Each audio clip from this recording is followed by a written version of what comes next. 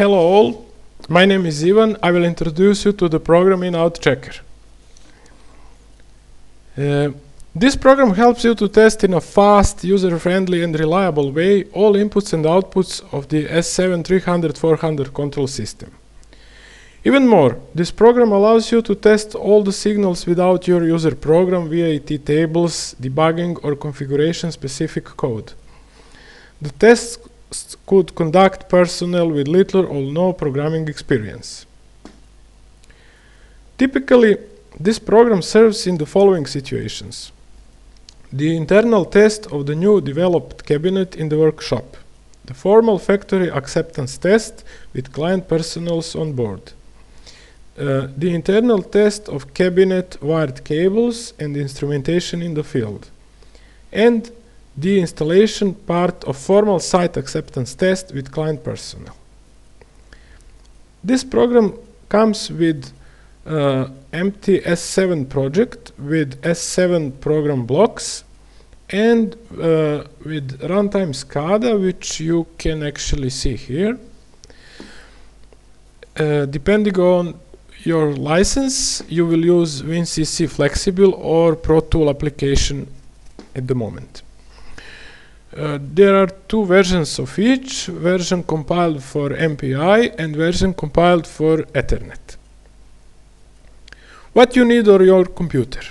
You need step 7 in order to download S7 blocks to PLC, and you need SCADA runtime license, which you normally obtain for the end user for your own SCADA program.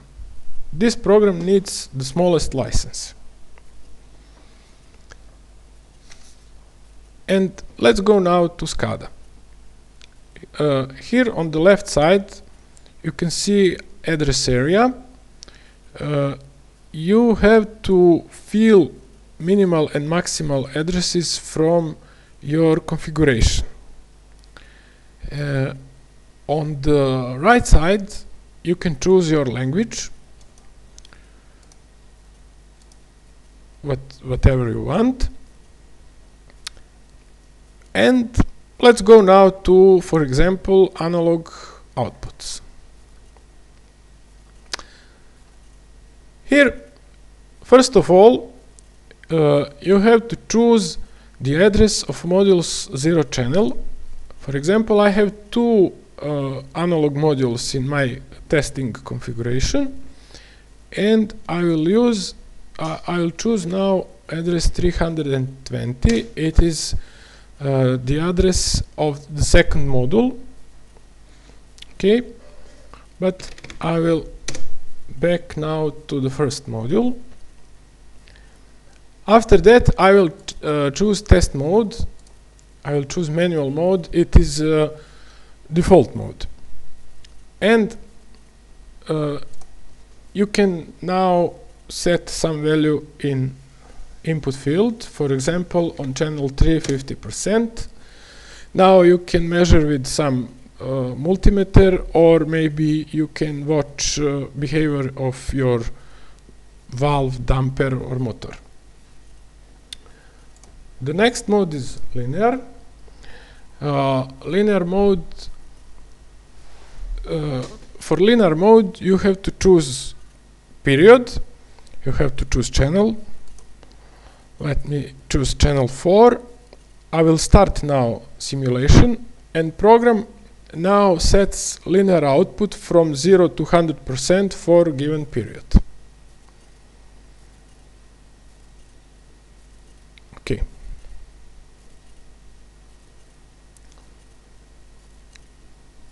The next mode is step auto mode. It is similar. Here program makes transitions from 0 to 100% in steps of 20 for a given period. Let's press start and you will see a reaction.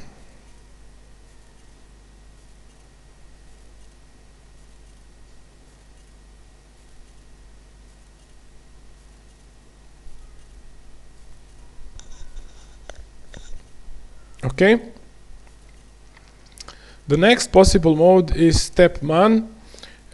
Here the steps are made by clicking of button start in a quantity of 20%. When I press again start, it will be 40, and so on.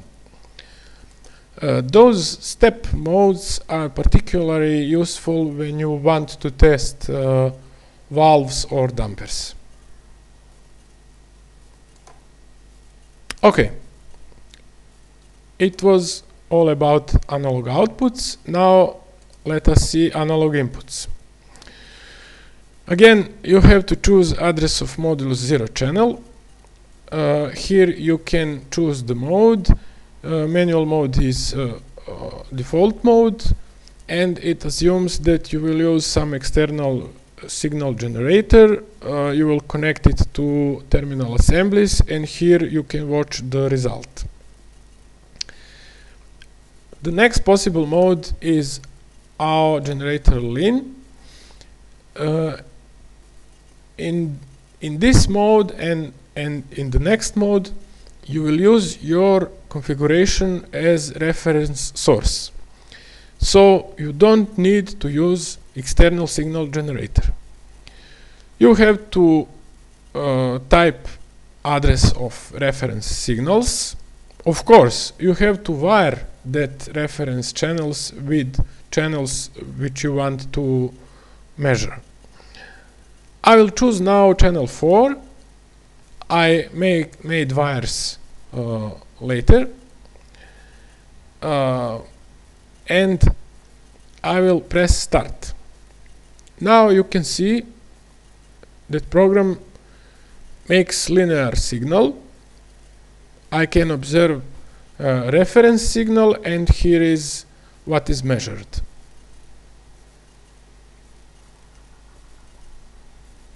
Okay.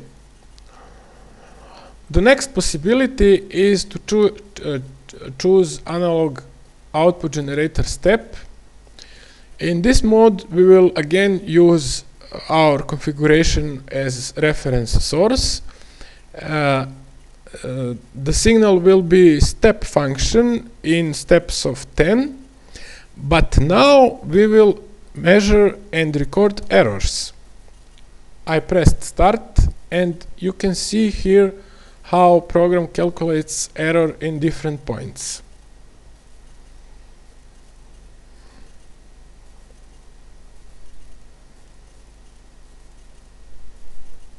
Okay, the test is finished.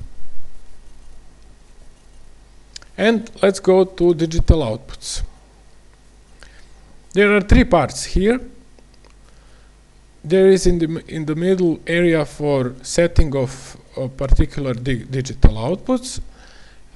You can choose byte address. Here on the left, you have detection of last transition of digital input.